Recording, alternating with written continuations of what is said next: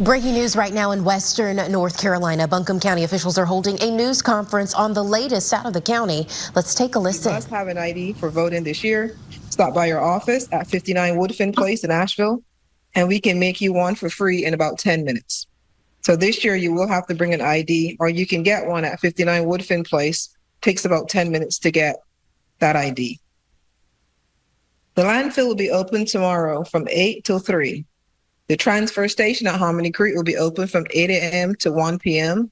for household bag trash only. The transfer station is for residential household bag trash only, open tomorrow from 8 a.m. to 1 p.m. The landfill is open tomorrow from 8 a.m. to 3 p.m. Curbside management, or better known as Kirby, is accepting recyclable materials from residents today at their facility located at 116 North Woodfin Avenue in Asheville. That is open until 4 p.m. There will be a drop-off area for recyclables just inside their gate. Please note, only recycle is accepted, not household waste. So again, Kirby, you can go to their site at 116 North Woodfin Avenue until 4 p.m. today to drop off recycles just inside their gate.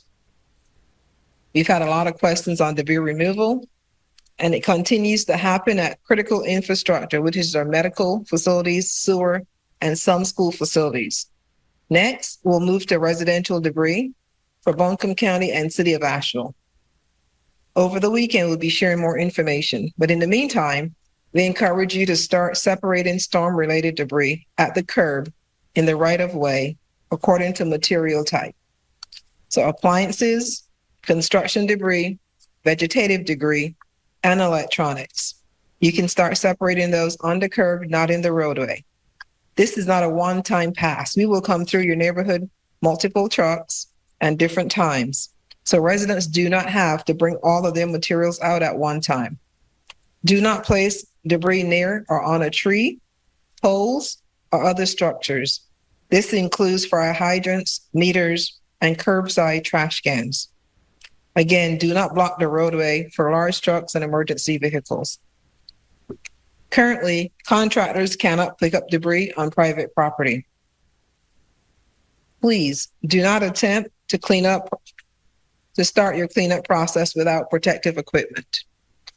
Protective equipment includes masks, long pants, safety glasses, gloves, and sturdy shoes are highly recommended as you begin to start your cleanup. Residents should not attempt to bring debris to the landfill. Mud or soil will not be accepted at the Buncombe County disposable facilities, any of the Buncombe County disposal facilities. Again, as you start your cleanup, please be careful and protect yourself by wearing masks, long pants, safety glasses, gloves, and sturdy shoes. We will continue to share some guidelines on debris pickup. You can go to buncombeready.org and our social media sites.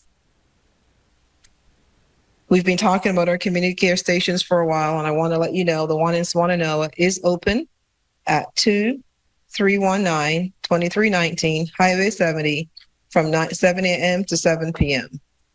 These community care sites are offering showers, laundry, bathrooms, access to cell towers, Wi-Fi, potable and non-potable water, and counseling. Hot meals will be available between 11 a.m. and 4 p.m. If you have detergent, shower shoes, towels, and toiletries, please bring them with you. But if you don't, they will be provided for you.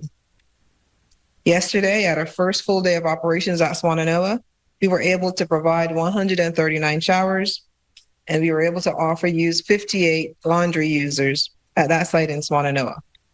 Emergency responders will have access to the station outside of those public hours of 7 a.m. to 7 p.m.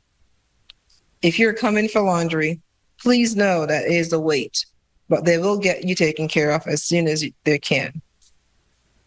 We also have a comfort care station at AC Rentals. However, the laundry component is not yet fully operational. We're working as quickly as possible to get that piece finalized. A disaster recovery center is now open at AC Rentals. That is AC Rentals High School, 1 Rocket Drive in Asheville. This is a one-stop shop for assistance, including FEMA and the Small Business Administration. We encourage people who have been impacted by the storm to visit the Disaster Recovery Center. Assistance teams are also going out in the community to help survivors apply for assistance and report any emergent need. Please be cautious of scammers. FEMA will never ask for money, and staff will always have a badge. We know you're all ready to take advantage of our parks and libraries, but those remain closed as that staff is working on our emergency response. We look forward in the near future to welcoming you back safely. Our Board of Commissioners will meet on Tuesday, their regular meeting Tuesday at 5 p.m. to take up critical business. Our building is still without water, so then this means the meeting will not be open to the public. It will be streamed live on our Facebook, which is www.facebook.com/BuncombeGov, www.facebook.com/BuncombeGov. Public comments can be submitted to the clerk of the board by the following means. You can submit via email to sarah.gross, that is GROSS, sarah.gross@buncombecounty.org with subject line, public comment, October 15, 2024. Or you can contact the clerk to the board at sarah.gov@buncombecounty.org by Sunday, October 13th at 9 a.m. to sign up to provide remote public comment during the meetings. So you can submit an email and it will be read, or you can sign up and you can then have a remote option during that meeting. Excuse me. If you have questions about anything storm related, please call our call center at 828-250-6100. The call center again is 828-250-6100. We will have Spanish operators helping as well. As of 9:30 a.m. today, 30,000 customers in Buncombe County remain without power. With cooler temperatures approaching, including into the 30s early next week, please know our shelters remain open. They're located at AB Tech Conference Center, which is 16 Fernandhurst Drive, a medical emergency shelter, which is for those individuals that need equipment that requires power, at 10 Genevieve Circle, also on the AB Tech campus, the former Gold's Gym, Levant Health, 1815 Hendersonville Road. This is a family-friendly center. And the West WNC Ag Center at 1301 Fanning Bridge Road. This is our pet-friendly shelter on Fletcher. To talk more about staying safe in cold weather, we're joined today by Black Mountain Fire Chief John Coffey. Chief.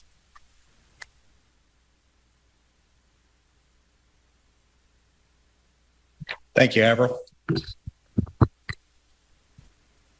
Good morning, Buncombe County citizens. I'm Fire Chief John Coffey, Black Mountain Fire Department. Just letting everyone know, this storm has really put a difficult situation on the fire service. We're doing the best we can. We can't stress enough how thankful we are to our outside resources helping us complete our missions and keeping the citizens of Buncombe County safe. But with that, we need your help to continue that, to keep everybody safe in Buncombe County. And a couple of things to hit on is safe heating practices. So as the weather's getting cold, we want to make sure that everyone knows not to use your gas ovens or barbecue grills or anything inside your home that's not approved or recommended as a approved heating source in your home. If you need assistance with that, you can call any of the fire departments and they can give recommendations on what those sources might be, other than using unapproved heating sources that could cause a fire or other dangers. The other thing is generator safety. There's a lot of portable generators being used. We just ask that you follow manufacturer recommendations. If you don't know what those recommendations are, a good rule of thumb is do not operate the generator inside your home. You want to operate the generator at least 20 feet away from your house and away from any open doors, windows, or vents. The concern there is carbon monoxide. Carbon monoxide is colorless, odorless, and is potentially deadly. If you recognize any signs and symptoms of carbon monoxide poisoning, such as headache, dizziness, shortness of breath, confusion, loss of consciousness, please seek fresh air and seek emergency medical attention. We can't stress carbon monoxide alarms. There's very, very few, limited in some of the pods and fire departments. But if you have a carbon monoxide detector, please make sure those batteries are working properly.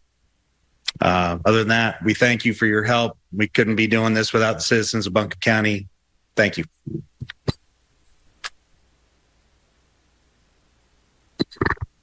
Thank you, Chief. And Chief will not be available for questions after this. He's got a call and he's got to go out and respond to that. Next, we will hear from Dr. John Gossett, AB Tech. Thank you, Lillian. On behalf of the Board of Trustees, our employees, and our students, I'd like to thank our community of volunteers who have come to our rescue. County, state, and federal partners are all working hard, and we're proud to be a part of those solutions. As I said last week, all of our campuses are being used in the relief effort, and we're very, very proud to do so. We continue to check on our employees.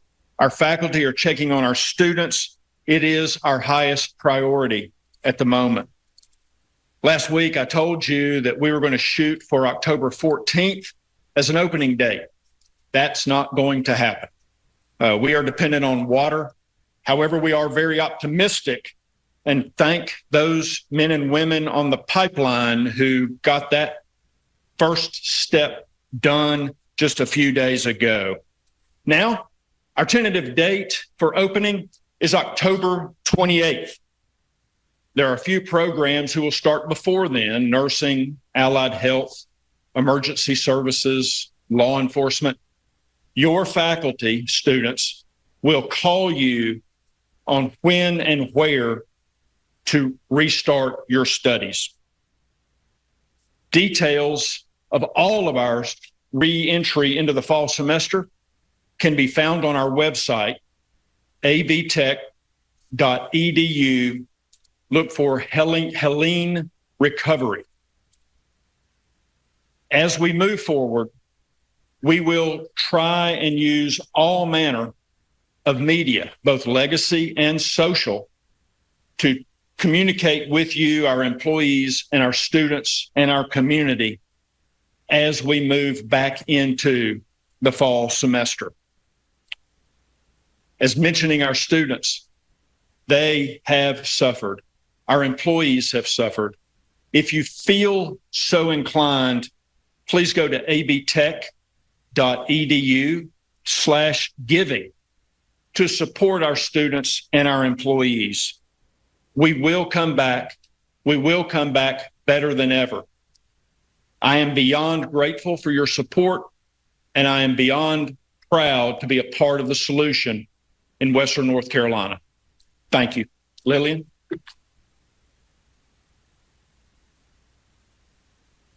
Next, we'll hear from Dr. Susan Mims, M-I-M-S, CEO of Dogwood Health Trust.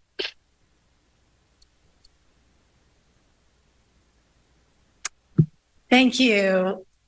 Good morning. I am Susan Mims, and I have the pleasure to serve as the CEO of Dogwood Health Trust, a private foundation serving Western North Carolina and focusing on improving the health and well-being of all people and communities in this region. Like almost everyone in this region, my family has been personally affected by this storm, and my heart hurts for Western North Carolina. I want you to know that I am with you, and I know the strength and determination of our region to get through this together. My team and I are heartened by the stories of neighbors helping neighbors and strangers alike. And I know that is the Western North Carolina way. And this kind of camaraderie is essential for us to move forward together. To do our part, Dogwood Health Trust announced more than $30 million in initial relief funding last Friday. This funding is in addition to our budgeted commitments for 2024.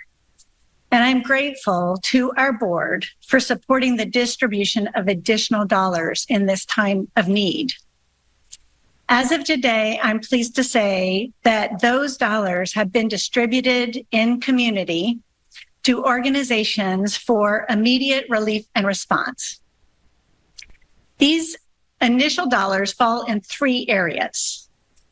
First, funding to local organizations that can quickly deploy resources and respond to urgent needs of the people and the geographic areas most affected, including supporting our primary food hub, Manna Food Bank.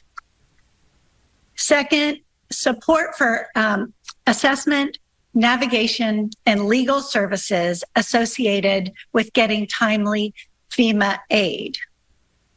And third, funds for our community health centers to maintain critical health services throughout the region. We know that this will be a long game and will require sustained resources for a long time for Western North Carolina to recover and rebuild stronger. So we are working with local, state, and national partners to attract additional resources to the region. And we are joining with partners to advocate for public dollars. As we focus on a coordinated response, you'll notice that some of our initial grant making was to organizations who will redistribute and regrant Dogwood Health Trust funding. This was intentional because every organization, all of our funding partners, including Dogwood, have been significantly impacted by this storm and have strained capacity. The idea is to use Western North Carolina organizations to deploy our funds through their networks. And our partners are doing this with amazing speed to put these dollars and resources to work as quickly as possible. With so many organizations in need, we're working to coordinate this approach for nonprofits to request and receive grant dollars efficiently in this initial disaster relief. So for instance, Dogwood made a lead gift to the Community Foundation of Western North Carolina's Emergency Disaster Relief Fund, which is getting $25,000 emergency and disaster relief grants for frontline human service needs at this time in Buncombe County and the other 17 westernmost counties for Western North Carolina. You can apply on their website. If connectivity is an issue, please call this number, 828-254-4960. Again, that's 828-254-4960. If you are part of the Impact Health's Human Service Organization Network, sometimes called HSOs, as part of the Healthy Opportunities Pilot, you will receive an application directly from Impact Health about support. If you are in Avery, Mitchell, or Yancey counties doing on-the-ground relief efforts, please reach out to the AMY Wellness Foundation. And if you are in Burke, McDowell, Polk, or Rutherford counties, please inquire with the Gateway Wellness Foundation about relief grant making. And if you are a member of WNC communities across our region, please reach out to them directly on their website. We will have links to all of these applications available on our website by the end of today at dogwoodhealthtrust.org. This is a start, and Dogwood is just getting started. We'll make announcements about additional funding for continued relief and moving into recovery and rebuilding support soon. Part of that support will include funding in the areas that Dogwood Health Trust traditionally funds, including early childhood education, health and well-being, and small businesses, and more. We are fortunate to have so many strong partners who understand Western North Carolina to collaborate with. We are committed to relief in the short term, and we are here in the region for long-term funding for years to come. Together, we want to make sure that everyone has a voice and our many partners are connecting throughout our region.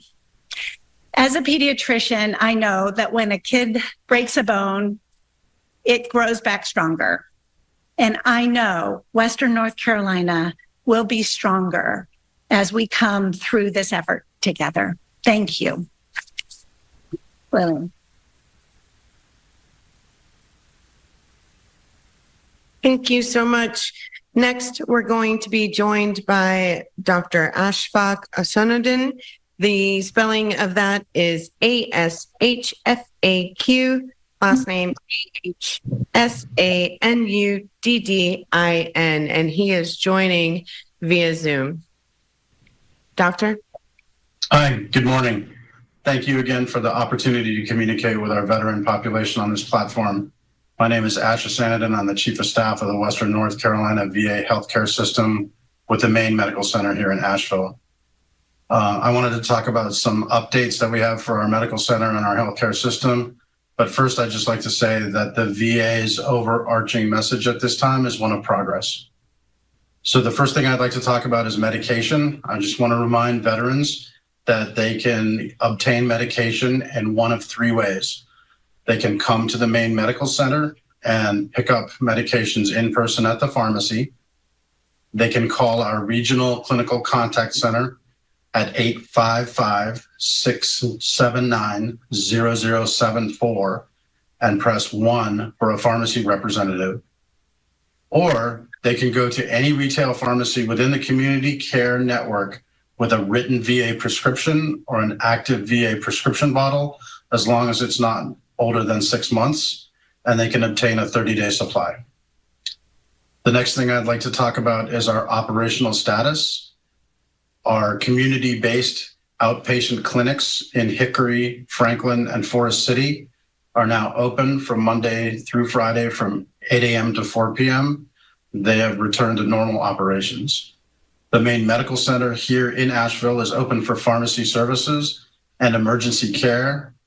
However, our emergency department remains open 24 hours, 7 days a week.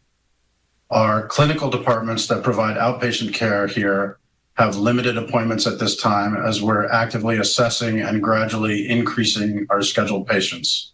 We have limitations due to power, staffing, and damage that was sustained by the facility during the storm. Our phone lines and our communication platforms are all fully operational, and veterans can contact their primary care team or other clinical teams via phone or by secure messaging. We have been able to leverage a Veterans Affairs resource. It's not a typical Veterans Health Administration resource, but a mobile vet center, which allows travel for and access to counseling and other services, has been loaned to us, and right now is at the Appalachian State University campus in Boone, North Carolina. They've been there since yesterday and will be providing mental health services as well as volunteer services donations. In terms of shelters, I spoke last time that as of Monday, September 30th, we had already started making in-person contact with veterans who had been displaced and were at the shelters.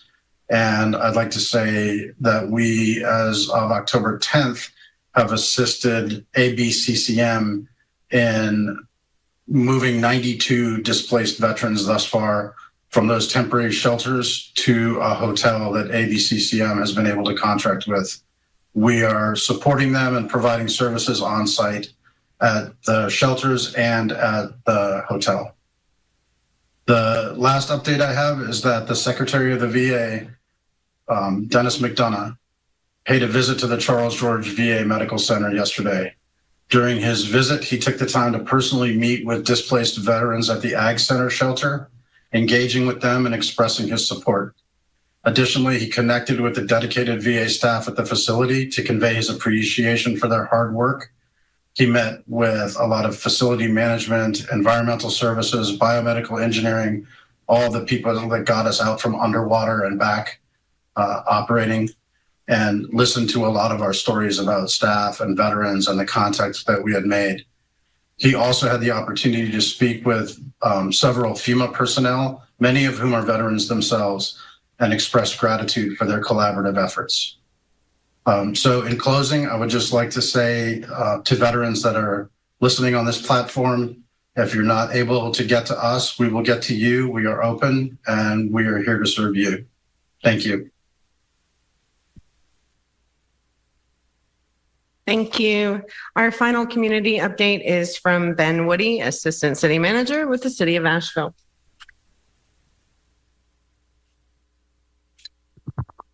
Thank you. Again, Ben Woody, Assistant City Manager, City of Asheville. I am going to provide the full City of Asheville update today, as City Manager Deborah Campbell and Mayor Manheimer are currently meeting with the Acting Secretary Todman of the U.S. Department of Housing and Urban Development, along with our Asheville Housing Authority. So today marks day 16 of our emergency response and recovery effort. Our three priorities remain addressing the basic needs of our most vulnerable communities and community at large, restoring water service, and community safety. So I'm going to start with water and mill distribution. Our water distribution sites remain open from 9 a.m. to 7 p.m. Those locations are Pack Square Park, Asheville Middle School, Shiloh Community Center, Lucy Herring Elementary, and Oakley Elementary. Each site contains bottled drinking water for drinking, bulk water for flushing, and meals ready to eat. One thing I do want to note is these sites are seeing a lot of traffic, both vehicular and pedestrian, and we urge people, as you use these sites, just make sure you're aware of traffic and pedestrians around these sites, because they're very busy at times. We also continue to do focused distribution of water, food, and supplies. So we're bringing those to our most vulnerable areas based on our climate justice map. And then finally, if you haven't already, please sign up for AVL alerts. There is a link on the front page of the Asheville website, and that's the best way to get timely notifications and updates on our response to Hurricane Helene. Couple of notes on trash. We continue to work to collect household trash. I think we're trying to prioritize the areas that were previously inaccessible. If your road or your trash was missed due to accessibility, please call our sanitation division at 828-259-5857 to request pickup. Again, 828-259-5857 if you need trash pickup. City of Asheville only. Thank you. Yes, that is City of Asheville trash pickup. Not if you're in the county. Good thing about City of Asheville, a little bit of positive news, is we are planning on Monday, October 14th to restore regular household trash and recycling pickup schedules. So beginning Monday of next week, please sort your recycling and trash as you normally do and put those out for collection. Just a reminder, please don't put storm debris in the trash or the recycling bins. Last general update for the city is our bus service beginning next week, Monday, October 14th. The ART system, our transit system, is going to roll out a second phase of service, and that's going to be an expansion of hours. So we're going to move from 8 a.m. to 5 p.m. To beginning next week, 7 a.m. to 7 p.m. So a little longer service window for that public transportation. We'll continue to include the flag stops, and that's where you can just wave a bus down from your preferred location and get on it. Last outbound trips from the transit center will depart at 6:59 p.m. We're also going to bring 3 additional routes online. That is the N1, 170, and S4 routes. So again, those will pick up next week on Monday.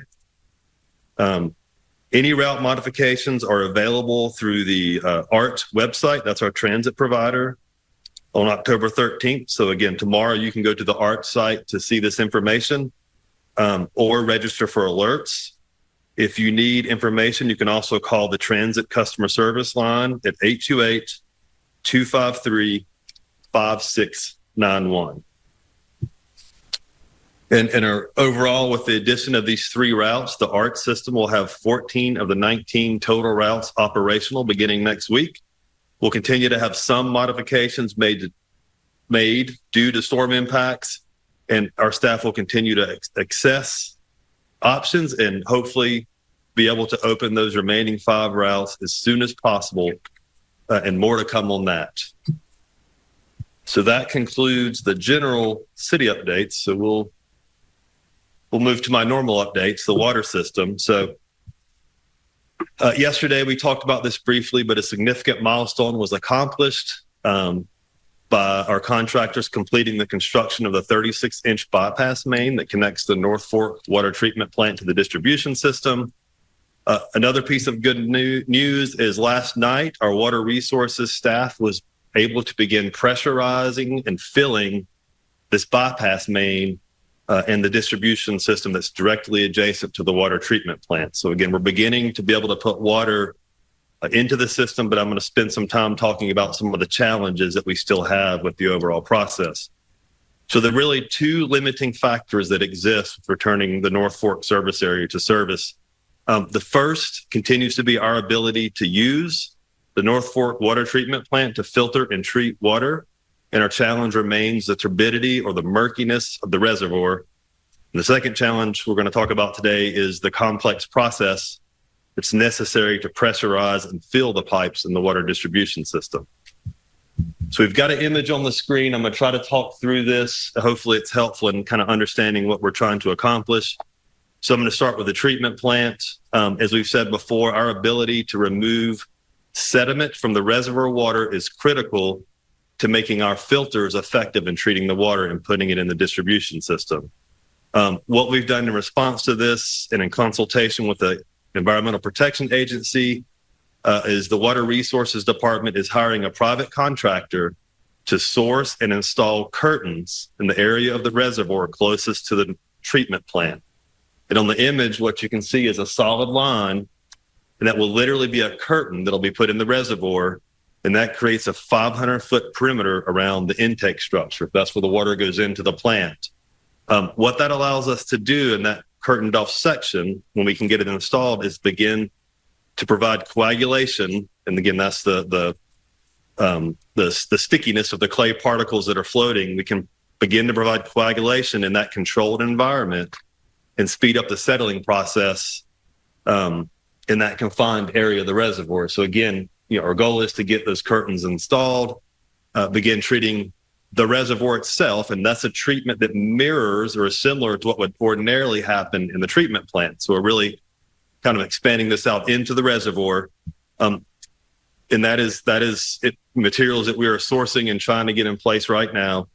The other part of this, though, is on the other side of the curtain. So beyond that curtain, we're going to also do the same treatment process in stages, moving out away from the plant. So again, we are just trying everything we can to get this reservoir to begin to settle and not be as turbid as it currently is. But we also understand that there's a desperate need for water in the system. And so because we're not able to fully utilize the treatment plant at this time because of the condition of the water, because it's turbid, again, that's just sediment, the decision has been made in consultation with the EPA to go ahead and begin pressurizing the distribution system directly with reservoir water. So we are moving the reservoir water directly into the distribution system in lieu of putting it through the North Fork water treatment plant. So while this water may contain sediment, it will be highly chlorinated to provide as much disinfection as possible under the circumstances.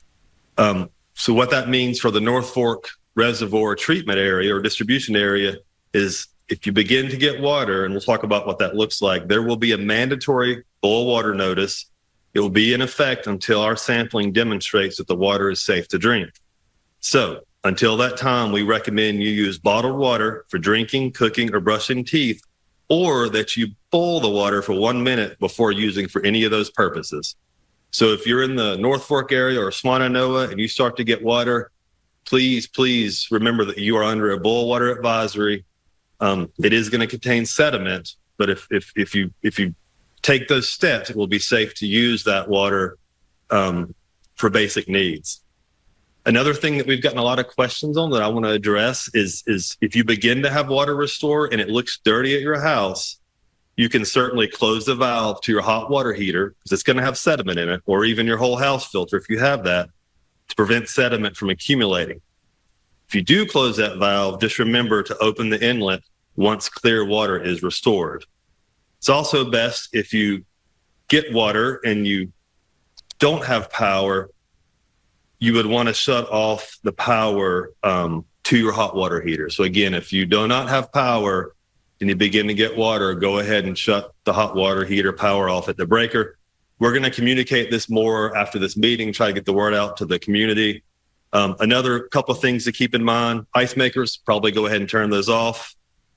Toilets, probably turn those off as best you can.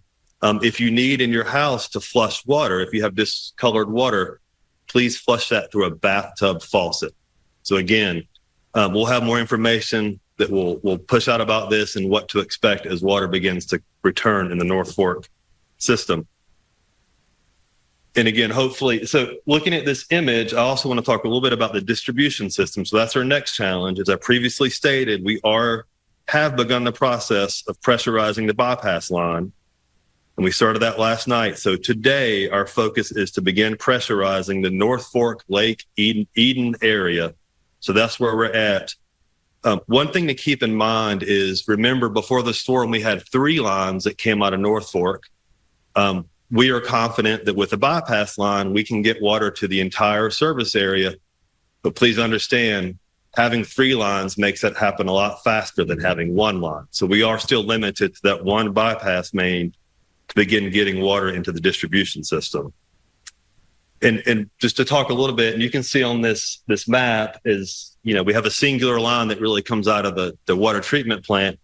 And as we move into the community and into the system, lines and other pipes begin to branch off of that. So the closer we get to Asheville, the more pipes we have to fill and go through the process I'm about to describe. And you can see we have a note on there that says incremental restoration because we can't do this all at once. We have to restore areas incrementally, one at a time.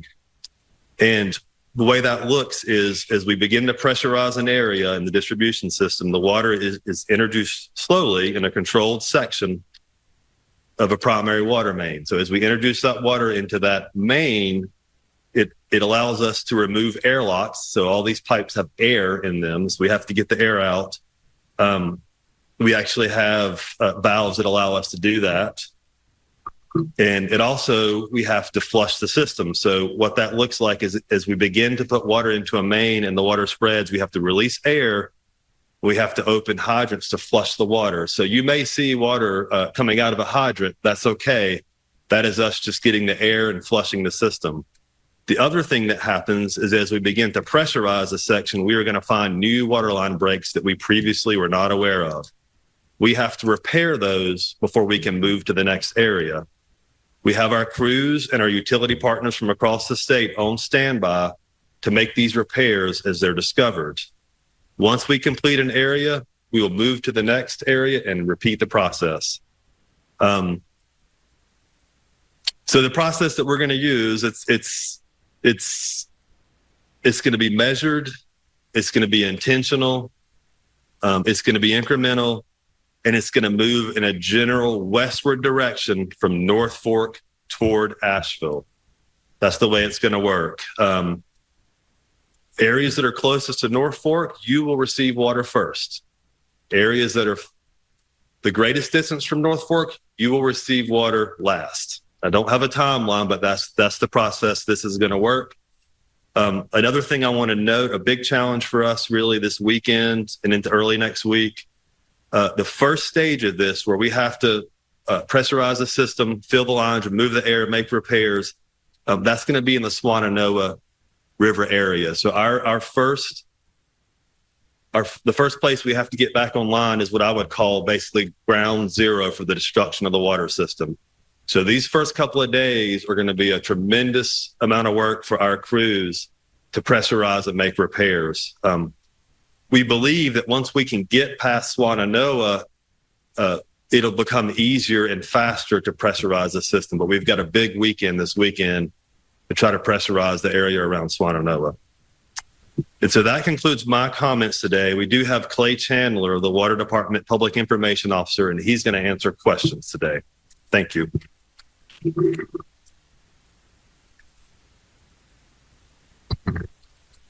Pertaining to water, Black Mountain has 2 different water sources. They are beginning to run water in Black Mountain through those pipes.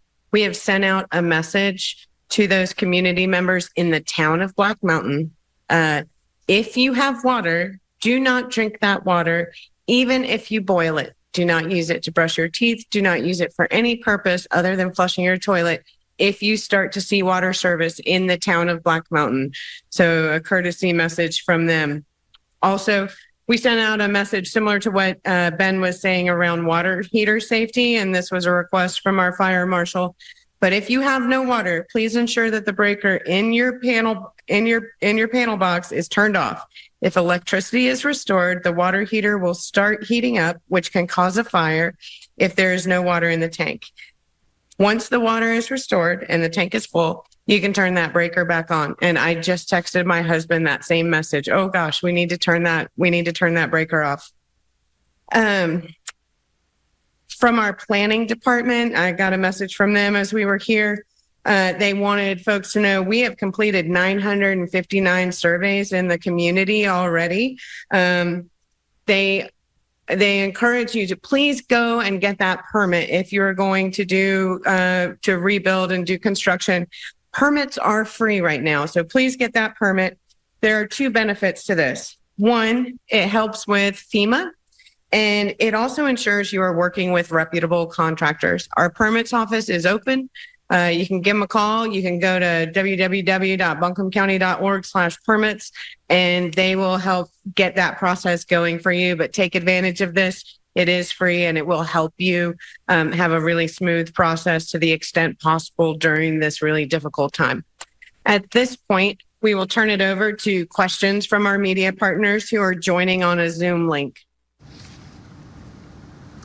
And you've been listening to officials in Buncombe County on the aftermath of Helene. A number of officials speaking this afternoon as they were updating us, reminding folks out there to please be mindful that FEMA will never ask you for money, to also be on the lookout for scammers. Staff with FEMA will always have a badge. If you have anything storm related that you need to report, you can call the phone number 828-250-6100. Also, as of about 9:30 this morning, 30,000 Buncombe County customers are still without power. They also are reminding people as the temperatures will be cooling down, especially in western North Carolina, to make sure that you are practicing safe heating. Do not use your stove or barbecue grill as a heating source on the inside of your home, and also stressing the importance of generator safety there. A couple of those are to keep 20 feet from your home, the generator that is, and do not put the generator indoors. Also to make sure that you are mindful of that, because you can get carbon monoxide poisoning.